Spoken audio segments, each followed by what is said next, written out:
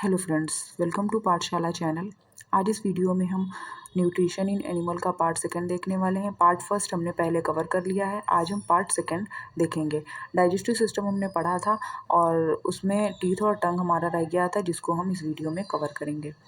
देखिए, बेसिकली जो हमारे टीथ होते हैं वो 4 टाइप्स के होते हैं: इंसीजर, कैनाइन, प्रीमोलर और मोलर।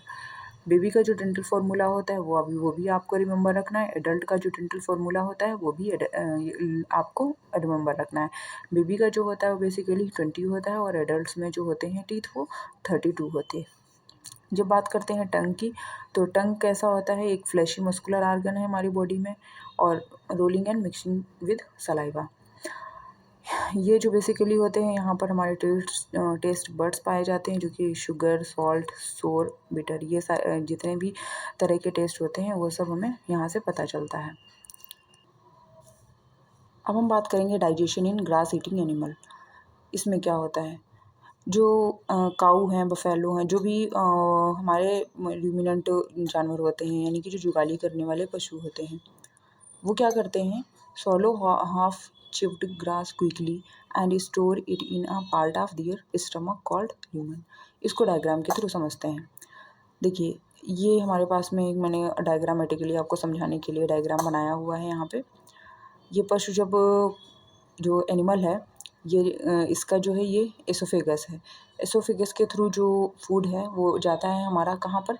ल्यूमन में। ये एसोफेगस के थ्रू ल्यूमन में जाता है। जब ल्यूमन में चला जाता है, वहाँ पर क्या होता है कि फिर से ये हमारा इसको बाहर निकाल देता है। बाहर निकाल देता है तो पूरी तरह से ये पचा लेता है, यानी कि फिर इसका पाचन हो जाता है।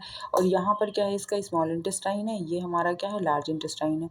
और इसके जो स्टमक में पार्ट होते हैं वो 4 पार्ट होते हैं। यानी इस डायग्राम को बहुत ध्यान से समझ। देखिए, इसमें यहाँ पर स्टमक, ये देखिए इसमें 4 चैम्बर होते हैं स्टमक में, और यहाँ पर प्रेजेंट होता है सीकम। ये जो सीकम होता है, इसकी वजह से जो है सेलुलोज का जो डाइजेशन है वो हो पाता है। ठीक है, तो ध्यान से इसको समझिएगा कि किस तरह से जो रूमिनेंट हमारे होते हैं उनमें डाइजेशन होता है। अब देखिए यहाँ पर कि कहा गया है, here the food gets partially digested, यानी कि यहाँ जो भोजन होता है वो आंशिक रूप से पच जाता है। The partially digested food is called कड, और जो पार्शियली डाइजेस्टेड फूड होगा उसको हम कड कहेंगे। When the animals are not eating the cud rumen to the mouth in small lumps and is chipped, this process is called rumination. यानी यहाँ पर कहने का मतलब ये है कि जो हमारा फूड है, यानी जो फूड है पार्शियली डाइजेस्टेड है, उस पार्शियली डाइजेस्टेड फूड को हमने कड कह दिया, उसको हमने कड कहा। और जब एनिमल्स नहीं खा रहे होते हैं तो कड छोटी गांठों में मुंह में लौट जाता है और चबाया जाता है। इस प्रोसेस को हम क्या कहते हैं? रूमिनेशन कहते हैं। इस प्रोसेस को हम क्या कहते हैं? रूमिनेशन कहते हैं। और ये जो एनिमल्स होते हैं इनको रूमिनेट्स कहा जाता है। रूमिनेट्स जो होते हैं इनमें 4 चैम्बर होते हैं इनके स्टमक में, जो अभी हमने आपको बताया था। और ये जो स्टमक होते हैं इनको हम क्या कहते हैं? Lumen, reticulum, omasum and abomasum. तो ये भी आपको ध्यान रखना है। अब ये जो ग्रास रिच होता है, grass is rich in cellulose, यानी कि जो ग्रास होती है बेसिकली उसमें क्या होता है? रिच होता है सेलुलोज का। ठीक है, ये भी ध्यान रखिएगा आप लोग। और ये जो रूमिनेंट होता है, यहाँ पर आप ruminants have large sac like structure called caecum. अभी मैंने आपको बताया था डायग्राम में कि जो सेक लाइक स्ट्रक्चर होता है उसको हम सीकम कहते हैं। सीकम की वजह से ही क्या होता है? डाइजेशन होता है between the small intestine and large intestine, यानी स्मॉल इंटेस्टाइन और लार्ज इंटेस्टाइन के बीच में होता है। Cellulose of the grass is digested here by the action of cellulose digesting bacteria. और ये भी आपको ध्यान रखना है कि जो ये बैक्टीरियाज होते हैं हमारे, उनकी प्रेजेंस की वजह से ही डाइजेशन इसमें हो पाता है। अब this bacteria is not present in human, it is due to this that humans can not digest grass और सेलुलोज। अब ये भी आप ध्यान से समझिएगा किस वजह से हम लोग घास को खाते नहीं हैं, क्योंकि वो हम डाइजेस्ट नहीं कर पाते हैं। और जो एनिमल्स हैं वो इजीली क्या कर लेते हैं? डाइजेस्ट कर लेते हैं। ठीक है, तो ध्यान रखिएगा इस चीज़ को भी। अब बात करते हैं हम अमीबा की। देखिए, अमीबा में क्या होता है कि जो अमीबा में ये जो इर्रेगुलर स्ट्रक्चर है, इसका कोई शेप नहीं होता है इसका। तो ये जो अमीबा है इसमें भी हम देखेंगे किस तरह से डाइजेशन होता है। यहाँ पर ये न्यूक्लियस आप देख रहे हैं, यहाँ पर ये फूड पार्टिकल्स हैं जिसकी वजह से ये जो स्यूडोपोडिया, ये जो स्ट्रक्चर आप देख रहे हैं यहाँ पर, ये हमारा इसको बोलते हैं स्यूडोपोडिया। तो स्यूडोपोडिया के थ्रू जो फूड पार्टिकल्स हमारे होते हैं वो ये कैप्चर करता है, जिस प्रोसेस को हम इंजेशन बोलते हैं। और यहाँ पर हमारी फूड वैक्यूल प्रेजेंट हुई होती हैं, और जो फूड हमारा आउट हो जाता है, सिक्रीट आउट होता है, यानी कि उसे हम इजेस्टेड वेस्ट कहते हैं। ठीक है, इजेशन प्रोसेस बोल सकते हैं इसको। अब बात करते हैं feeding and digestion in amoeba. Feeding and digestion amoeba में कैसे होता है? अमीबा एक यूनिसेलुलर ऑर्गेनिज्म है जो कि आपका पॉन्ड वाटर में पाया जाता है। बहुत इंपॉर्टेंट है यूनिसेलुलर ऑर्गेनिज्म, कई बार ये क्वेश्चन पूछा जाता है। तो अमीबा मल्टी सेलुलर है या फिर यूनिसेलुलर, इस तरह से क्वेश्चन आता है। तो अमीबा एक यूनिसेलुलर ऑर्गेनिज्म है। Amoeba has a cell membrane, a round dense nucleus and many small vacuoles in its cytoplasm।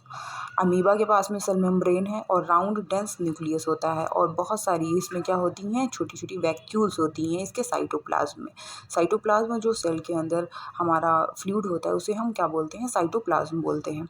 Amoeba has an irregular shape, इसका इर्रेगुलर शेप होता है। देखिए, इसको हम कई तरीके से बना सकते हैं। इसको हम ऐसे भी बना सकते हैं, ये भी हमारा क्या हो जाएगा, अमीबा का स्ट्रक्चर हो जाएगा। तो ये क्या है, एक तरह से इर्रेगुलर शेप में होता है। इसको जिधर भी फूड मिलता है उधर ये क्या कर लेता है, स्यूडोपोडिया उसका उधर को झुक जाता है, यानी कि वो फूड को कैप्चर कर लेता है। It has projections on its body, these are known as pseudopodia. उसी को हम क्या बोलते हैं? स्यूडोपोडिया बोलते हैं, ये जो प्रोजेक्शंस आपने देखे हैं। Amoeba engulfs tiny particles of food with the help of pseudopodia। Amoeba जो है वो टीनी पार्टिकल्स जो फूड के हैं उनको लेता है, किसकी हेल्प से? स्यूडोपोडिया की हेल्प से, यानी फूड को कैप्चर करने में हेल्प करता है कौन? स्यूडोपोडिया। इनको फाल्स फीट भी बोलते हैं। The undigested food is thrown out of the body through the contractile vacuole at any point because amoeba has no anus। ठीक है, अनडाइजेस्टेड फूड जो है थ्रोन आउट हो जाता है बॉडी से through contractile vacuole at any point, क्योंकि इसमें जो है अमीबा जो होता है उसमें एनस नहीं होता। अब यहाँ पर देख लीजिए किस तरह से इसमें फूड फीडिंग होती है। जो अमीबा है, अमीबा में ये बेसिकली जो स्ट्रक्चर बना हुआ है ये सारे स्ट्रक्चर अमीबा के हैं। आप देख रहे हैं सारे ही सिमिलर स्ट्रक्चर नहीं है, सबका इरेगुलर शेप है। यहाँ से फूड आता है, ये फूड को कैप्चर कर लेता है स्यूडोपोडिया के थ्रू। फूड आया, फूड को इसने कैप्चर कर लिया स्यूडोपोडिया। ये देखिए जो स्ट्रक्चर है स्यूडोपोडिया कहलाता है। फूड को कैप्चर किया, इस स्ट्रक्चर को देखिए यहाँ पर, ये जो स्यूडोपोडिया है उसका जो साइज़ है वो डिफरेंट हो गया है। यहाँ पर फूड ये अब इंजेक्ट कर रहा है, यानी कि इंजेक्शन प्रोसेस हो रहा है, फूड को अंदर ले रहा है। नेक्स्ट प्रोसेस में क्या हो रहा है, यहाँ पर क्या होता है, इस स्ट्रक्चर को देखिए, यहाँ पर डाइजेशन होना स्टार्ट हो जाता है।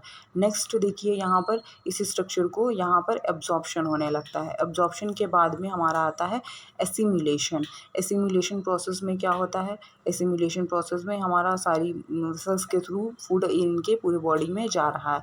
अब ये लास्ट में क्या होता है, जो भी हमारा फूड है वो इंजेक्शन प्रोसेस आएगा इसमें, क्योंकि यहाँ पर क्या होता है, एनएस तो होता है नहीं है, तो ये जो कॉन्ट्रैक्टाइल वैक्यूल के थ्रू होगा तो ये प्रोसेस आपका कहलाएगा इजेशन।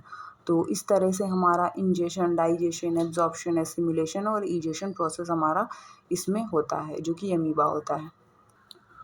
अब हम देख लेते हैं next star fish. Star fish में भी क्वेश्चन आता है कि स्टार फिश जो होता है कौन सा एनिमल होता है जिसकी हार्ड कवरिंग होती है, यानी कि जो बनी होती है कैल्शियम कार्बोनेट की।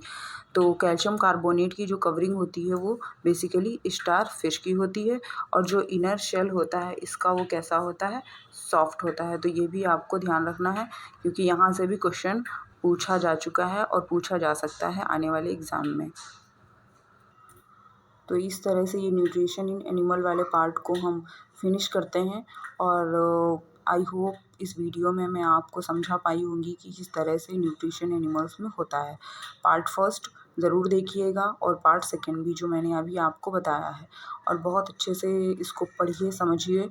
और अगर इस वीडियो में आपको कुछ समझ में आया है तो like, share, subscribe, comment, bell icon को ज़रूर प्रेस करिएगा। Thanks for watching. Bye bye, take care.